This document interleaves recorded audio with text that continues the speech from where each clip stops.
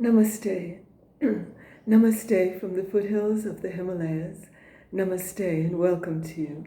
So happy to see you today. Today we want to speak about eliminating pragya-parat, eliminating the mistake of the intellect.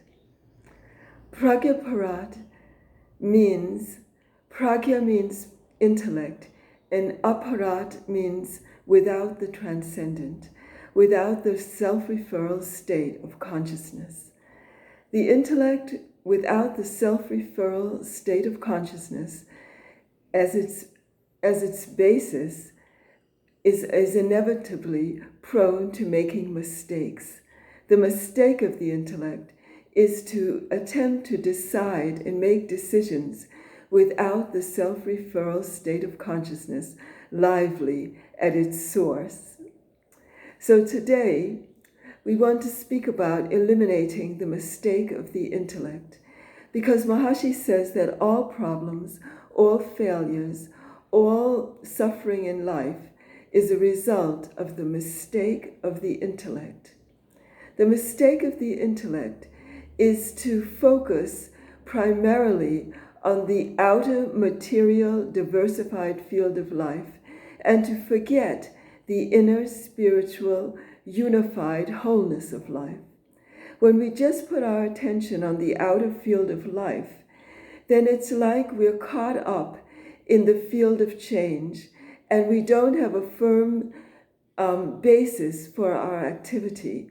It's like a tree which has weak roots is easily blown down by a strong wind. And this is the result of not being anchored in that unified field, the field of wholeness of life, the field of the transcendent, the self-referral state of pure consciousness. Purification of the intellect can be achieved by transcending, by experiencing the state of pure consciousness on a regular basis. The experience of pure consciousness actually re-enlivens the memory of who we really are. It re-enlivens the memory of the unified field of all the laws of nature, that quality of pure awareness, pure consciousness, which is the very basis of life itself. Not only does this experience enliven the field of the intellect, which begins to be aware of its source, but also the intellectual understanding that we gain from Maharishi's Vedic science, which enables us to understand that the entire universe is the expression of pure consciousness. The entire universe is the expression of the unified field. All problems that we see in the universe, in the world today, arise from some weakness of the mind. The weakness of the mind stems from ignorance of its own source, ignorance of the field of self-referral consciousness. When we're not aware of who we really are, when we're not aware of pure consciousness, then it's like being in the darkness. And in the darkness, when we're in the dark about our own essential nature, then we inevitably stumble and fall, and we create problems for ourselves and for the environment. In this state of ignorance, one inevitably violates the laws of nature. And whenever we violate the laws of nature, suffering, failures, and problems are the result. An incoherent quality of social consciousness produces conflicts and warring tendencies in society. A state of incoherence in society produces imbalances in the life of the people in society, and these imbalances are expressed in conflicts and warring tendencies and environmental disharmony.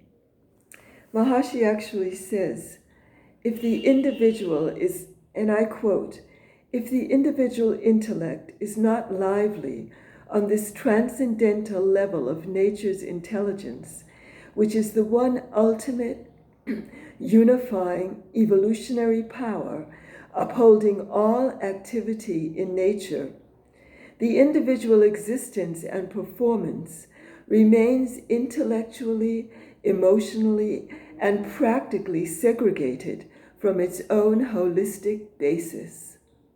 End quote.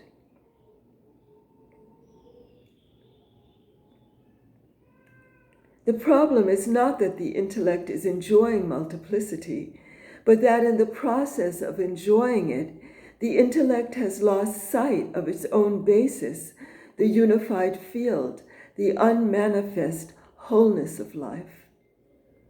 The unmanifest wholeness of life is the self. It is the silent witness. It is the ocean of pure intelligence. It is the ocean of infinite bliss.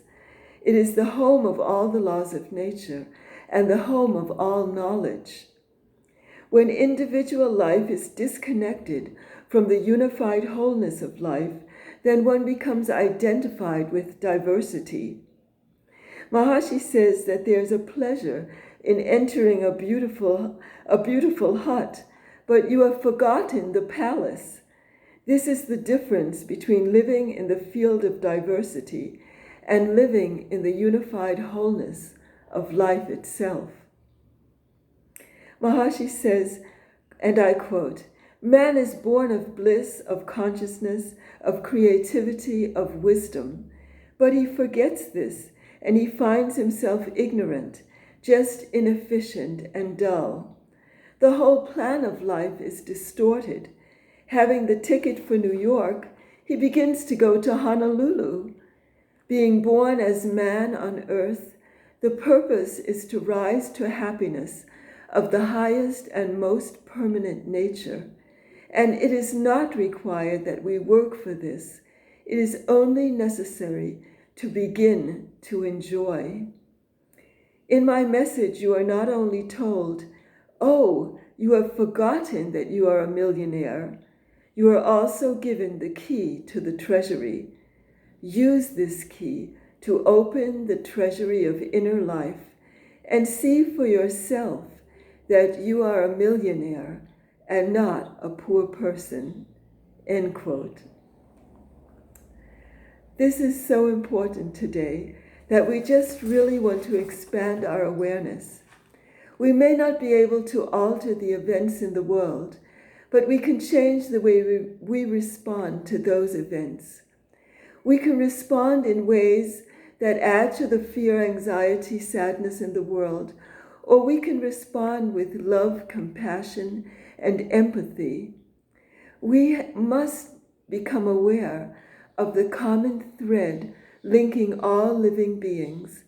That thread is pure consciousness, the unified field, the deepest level of life itself.